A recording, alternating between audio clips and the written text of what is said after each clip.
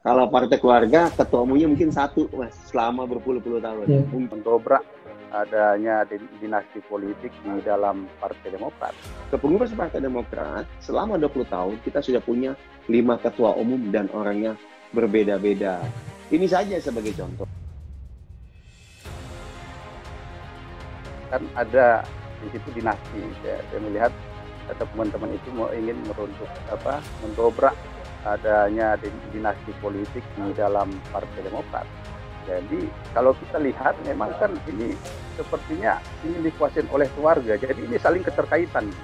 Nah ini mungkinlah kemudian dari pihak sana yang bilang, oh ini partai keluarga, sengaja itu kan memfitnah aja. Karena nggak suka melihat Demokrat berkembang menjadi partai yang jauh lebih baik, jadi moderate and smart party gitu. Terbukti pilkada 2020 kami mencapai hasil yang jauh lebih baik dibandingkan 2015 di bawah kepemimpinan Mas AHY. Nah, ini contoh, dan berbagai elektabilitas survei itu menunjukkan Demokrat menaik secara pesat, termasuk juga ketum AHY.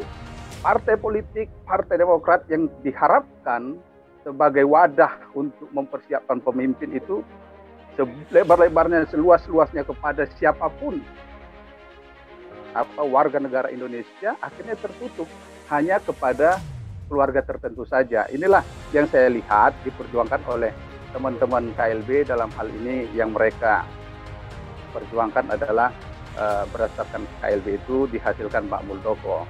Tanyakanlah kepada pemilih 2004 yang milih Partai Demokrat, milih karena apa? Karena apa? Karena mereka tahu Demokrat itu akan mengusung Bapak SBY gitu loh. Ya, sama kayak misalnya waktu itu memilih PDIP karena apa? Karena mau mengusung Ibu Megawati.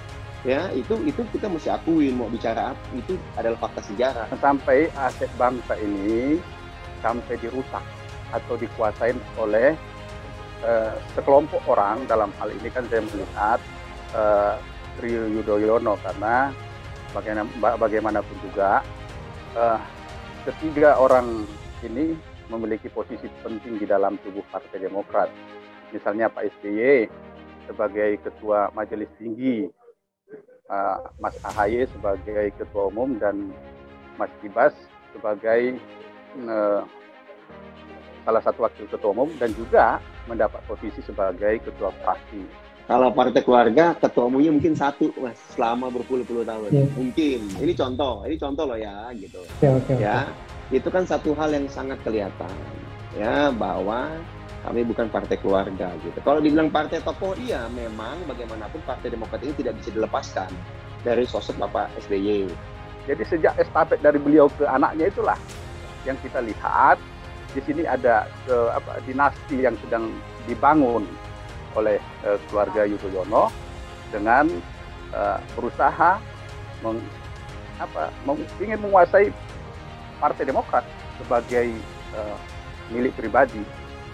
Ini kepengurusan yang sekarang, Mas, ya kan? Saya nggak ada Yudhoyono nama saya kan, gitu. Lihat pengurusnya muda-muda semua dari berbagai latar belakang, dari seluruh Indonesia loh. Saya kebetulan aslinya dari Pontianak, Mas, Kalimantan Barat, ya. Sekjen kami itu dari Aceh. Salah satu wakil ketua umum kami itu dari NTT, Pak Beni Karman yang senior. Kemudian ada namanya Willem Wandik dari Papua, wakil ketua umum kami. Ada Mbak Vera Rumangkang yang asalnya dari Sulawesi Utara. Ada Pak Jansen Kipapadan yang asalnya dari Kalimantan Utara. Ini variasi sekali loh. Ini kami sangat, keanekaragamannya luar biasa. Jangan sampai partai politik itu menjadi alat kepentingan pribadi ataupun keluarga tertentu. Karena bagaimanapun juga kita berharap melalui partai politik sebagai aset bangsa mampu menghadirkan pemimpin yang diharapkan dapat membangun Indonesia ke depan. Jadi, kami sudah 20 tahun berdiri, ya.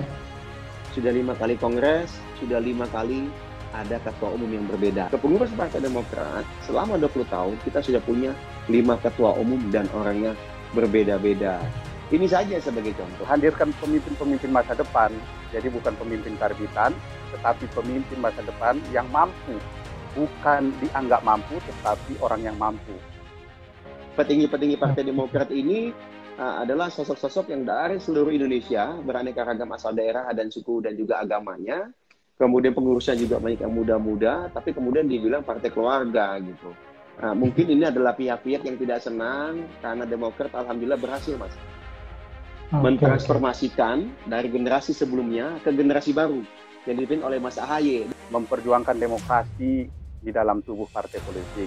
Karena jangan sampai nanti demokrasi di dalam tubuh partai, secara khusus di sini saya melihat adalah Partai Demokrat, jangan sampai seperti demokrasi semu yang seolah-olah seperti demokrasi, tetapi itu tidak.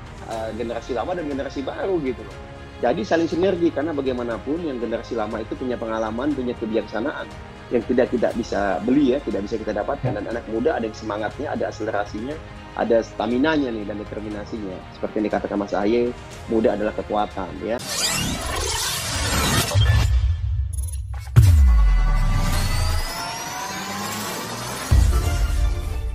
Herzaki Mahendra membantah partai politik yang dipimpin Ketua Umum Agus Harimurti Yudhoyono (AHY) itu merupakan dinasti politik. Herzaki juga menampik tidak demokratisnya Kongres Partai Demokrat 2020 kemarin, dengan terpilihnya AHY sebagai Ketua Umum. Siapa bilang politik dinasti, toh semua diserahkan secara demokratis, siapa saja yang mau mencalonkan terbuka. Sampai akhir pendaftaran hanya AHY yang ikut dalam kontestan ketum, ujarnya. Dia mengatakan terlalu berlebihan dan mengada-ngada menyebut Kongres 2020 yang mengukuhkan AHY sebagai ketua umum sebagai cara yang tidak demokratis. Ya, saya anggap itu ocehan segelintir orang yang berambisi merebut Partai Demokrat, kata dia. Herzaki menjelaskan terpilihnya AHY karena keinginan kader di berbagai daerah. Menurutnya setelah SBY sebagai tokoh yang layak dijual karena popularitas, Partai Demokrat butuh sosok kembali, yaitu AHY. Karena itu, bagi Herzaki hal yang wajar bila mana di Partai Demokrat butuh sosok yang layak dijual. Beli sesuatu saja butuh marketing yang handal agar penjualan laris, jadi Partai Demokrat melakukan yang sama. Bayangkan di partai itu tidak hanya program partai yang jual dan juga ketokohan atau figur, dan AHY layak untuk para kader, ucapnya.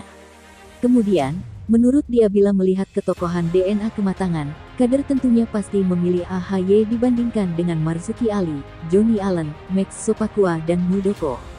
Maaf, Marzuki Ali saja waktu pemilihan gagal, Max sudah tidak jelas pindah-pindah partai, begitu juga Muldoko tahu-tahu di Partai Demokrat, yang saya tahu dia juga di Hanura, ujarnya.